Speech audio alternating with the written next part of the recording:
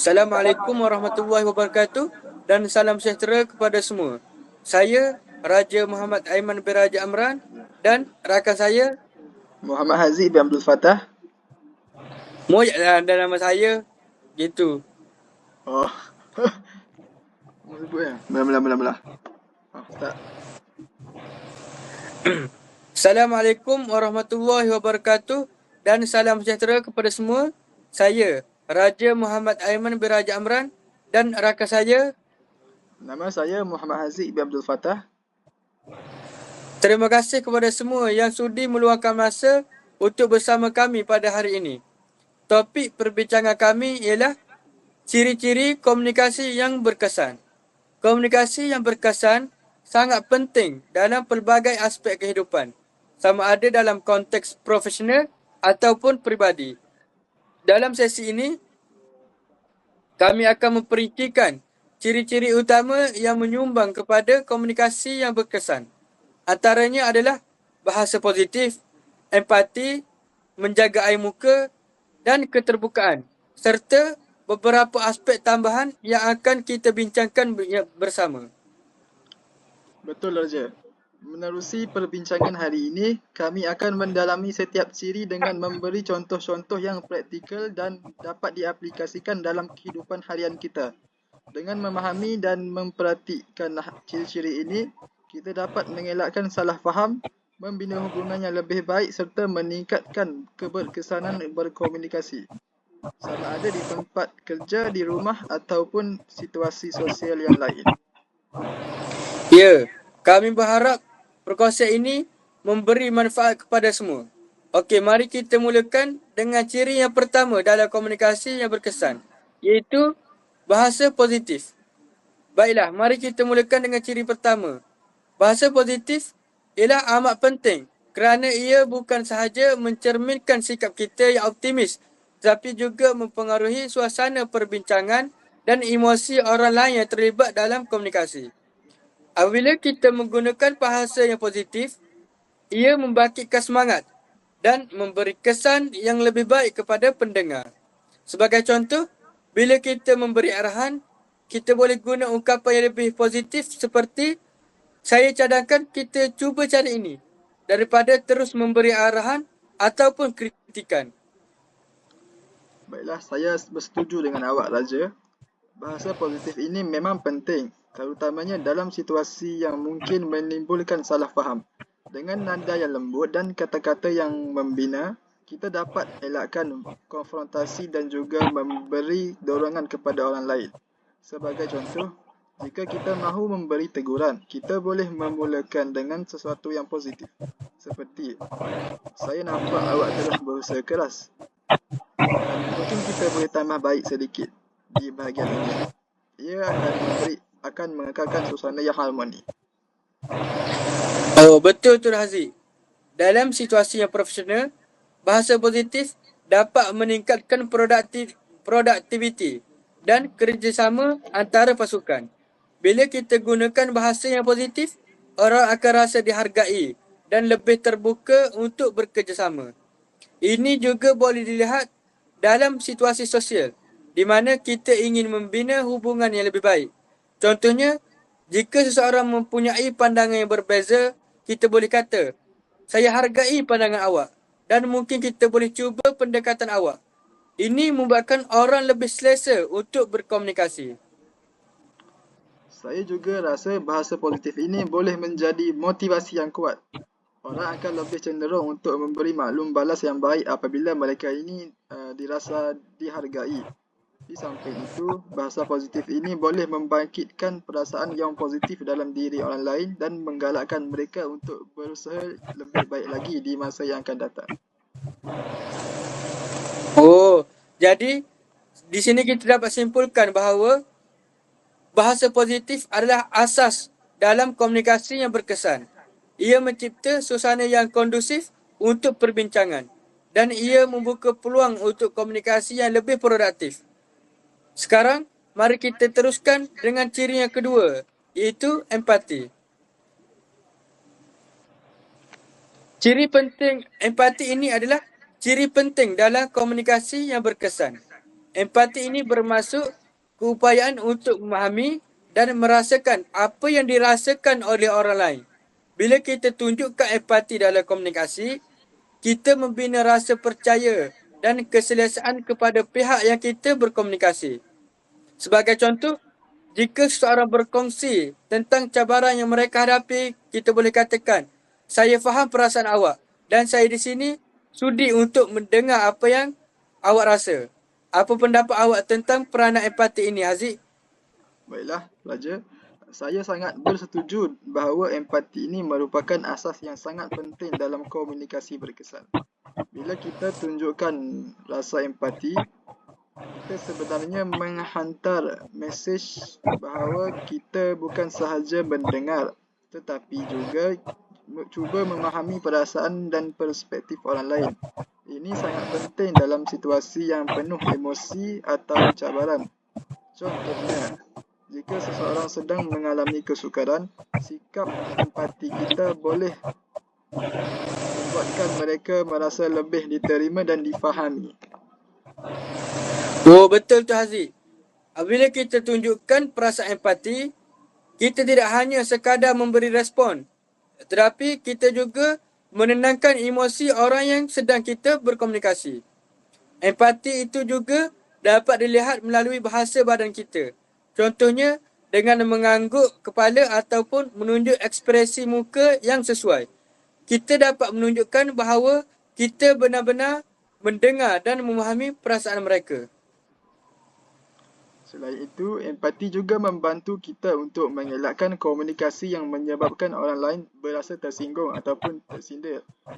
Bila kita cuba untuk memahami keadaan orang lain, kita juga lebih cenderung untuk memberi respons yang tepat dan berhemah. Empati ini adalah satu aspek yang dapat membantu kita membina hubungan yang lebih erat dan berterusan.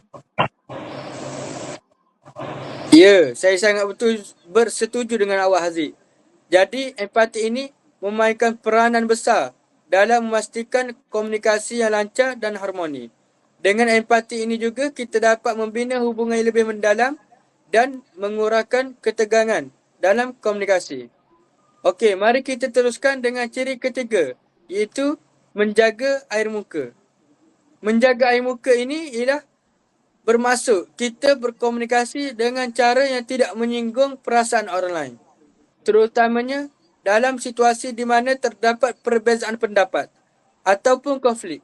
Ini menunjukkan penghormatan kita kepada orang lain. Contohnya, jika kita berbeza pendapat, kita boleh kata, saya faham pandangan awak. Dan mungkin kita boleh cari jalan tengah. Bagaimana awak melihat kepentingan menjaga air muka dalam komunikasi ini, Haziq? Saya rasa menjaga air muka ini sangat penting dalam menjaga hubungan baik dengan orang lain. Dalam situasi yang sensitif, menjaga air muka ini juga membantu kita untuk berkomunikasi tanpa menyebabkan orang lain merasa terhina ataupun tersinggung. Dalam perbincangan yang melibatkan banyak pihak, kita perlu berhemah dalam memberi pendapat supaya semua pihak merasa dihormati. Betul tu, Haziq. Menjaga air muka dapat membantu dalam mengekalkan konflik. Menjaga air muka dapat membantu dalam mengelakkan konflik yang tidak perlu. Dalam komunikasi yang profesional, menjaga air muka adalah kunci untuk memastikan suasana kerja yang produktif dan harmoni. Dengan memilih kata-kata yang sesuai, kita dapat memastikan perbincangan berlangsung tanpa menimbulkan perasaan negatif. Saya amat bersetuju dengan pernyataan tersebut. Dengan menjaga air muka, kita juga dapat membina imej yang baik dan memupuk rasa hormat daripada orang lain. Hal ini juga sangat penting dalam apa-apa bentuk komunikasi kerana ia membantu membina hubungan yang positif dan mengekalkan maruah semua pihak yang terlibat. Haziq, saya rasa dengan menjaga air muka, kita menghormati kepentingan orang lain. Ini adalah asas kepada hubungan yang kukuh dalam komunikasi yang berkesan. Okey, mari kita lanjutkan ke ciri yang terakhir, iaitu ciri keterbukaan. Ciri keterbukaan ini adalah sifat bersedia untuk mendengar pandangan orang lain tanpa prejudis. Dan ini membolehkan kita menerima pelbagai perspektif dan idea baru. Contohnya, dalam perbincangan kumpulan, jika kita mendengar pendapat orang lain, kita mungkin akan terinspirasi dengan idea yang mungkin lebih baik. Haziq, apakah pandangan awak mengenai kepentingan keterbukaan ini? Saya rasa saya rasa sifat keterbukaan ini sangat penting kerana ia menunjukkan kita bersedia menerima pandangan yang berbeza dan memberi peluang kepada orang lain untuk berkongsi pendapat mereka tanpa rasa takut. Contohnya, bila kita terbuka menerima pandangan orang lain, mereka akan rasa lebih yakin untuk berkongsi dan lebih bersemangat untuk berinteraksi dengan orang lain. Oh, keterbukaan juga ini menunjukkan bahawa kita fleksibel dalam menerima pandangan dan bersedia belajar daripada orang lain. Ini penting dalam suasana yang produktif kerana setiap orang akan merasa mereka mempunyai peluang untuk memberi sumbangan. Dalam konteks bekerja dalam pasukan, keterbukaan memastikan kita mendengar setiap ahli dan mencari penyelesaian yang terbaik. Baiklah, keterbukaan bukan sahaja menunjukkan kematangan dalam komunikasi, tetapi juga membantu meningkatkan kemahiran menyelesaikan masalah. Bila kita bersifat terbuka, kita dapat memahami masalah daripada pelbagai perspektif yang membolehkan kita mencari penyelesaian yang lebih kreatif dan juga efektif. Dengan keterbukaan, kita juga dapat mengurangkan rasa defensif dalam komunikasi dan mencipta suasana yang lebih positif untuk semua pihak yang terlibat. Betul sangat-sangat tu Haziq. Dengan keterbukaan, kita menggalakkan komunikasi dua hala yang lebih bermakna dan produktif. Orang lain akan merasa lebih dihargai apabila mereka diberi peluang untuk berkongsi pandangan. Dan ini juga menggalakkan interaksi yang lebih mendalam. Saya rasa keterbukaan ini adalah elemen penting dalam membina kepercayaan antara satu sama lain. Apa pandangan awak, Haziq? Pada pandangan saya pula, keterbukaan juga boleh memupuk inovasi dalam sesuatu kumpulan ataupun organisasi. Apabila kita mendengar idea-idea baharu dengan hati terbuka, kita dapat mengenal pasti peluang untuk memperbaiki ataupun memperbaharui proses yang ada. Dalam situasi profesional, keterbukaan ini membantu dalam membuat keputusan yang lebih bijak kerana kita dapat menimbang pandangan daripada pelbagai sudut. Oh, saya setuju dengan pandangan awak itu, Haziq. Jadi, secara kesimpulannya, keterbukaan adalah salah satu kunci kepada komunikasi yang berkesan. Apabila kita bersikap terbuka, kita menunjukkan sikap menghargai pandangan orang lain dan bersedia untuk menerima pelbagai idea. Ini adalah sesuatu yang sangat penting, terutamanya dalam masyarakat yang berbilang budaya seperti kita, di mana keterbukaan membantu kita menghargai kepelbagaian dan mencipta suasana yang saling menghormati. Memang tepat sekali, Raja. Saya juga percaya bahawa keterbukaan ini menjadikan kita lebih mudah untuk membina hubungan yang positif dengan orang lain. Apabila kita mempunyai sifat yang terbuka, kita juga boleh menampilkan imej diri yang mudah didekati dan bersedia untuk bekerjasama dengan orang lain yang berada di sekitar kita. Ini membantu dalam komunikasi yang lancar dan meningkatkan rasa percaya antara pihak yang terlibat. Oh, jadi kita sudah mengupas 4 ciri utama dalam komunikasi berkesan, iaitu bahasa positif, empati, menjaga air muka dan keterbukaan. Setiap satu ciri ini mempunyai kepentingan yang tersendiri dalam membentuk komunikasi yang lebih harmoni dan produktif. Sebagai penutup pada hari ini, kami ingin merumuskan bahawa komunikasi berkesan adalah kunci dalam membina hubungan yang kukuh, sama ada di tempat kerja, di rumah atau dalam konteks sosial lain. Dengan mengamalkan bahasa yang positif, kita boleh membina suasana yang mesra dan konstruktif. Empati pula membantu kita memahami perasaan orang lain dan menunjukkan penghargaan kepada mereka. Menjaga air muka pula membolehkan kita berkomunikasi dengan penuh hormat, terutamanya dalam situasi yang mungkin tegang, manakala keterbukaan membantu kita untuk menerima pelbagai pandangan dengan ikhlas. Betul tu Raja. Saya rasa ciri-ciri ini penting untuk memastikan kita dapat berkomunikasi dengan baik dan mengelakkan konflik yang tidak perlu. Setiap ciri ini saling melengkapi dan membantu dalam membina suasana komunikasi yang lebih kondusif. Harapan kami ialah agar semua yang mendengar perbincangan ini dapat mengambil manfaat dan mempraktikkan ciri-ciri ini dalam kehidupan harian. Terima kasih sekali lagi kepada semua yang mendengar perbincangan kami. Kami berharap sesi ini memberikan pencerahan dan membantu dalam meningkatkan kemahiran komunikasi anda semua.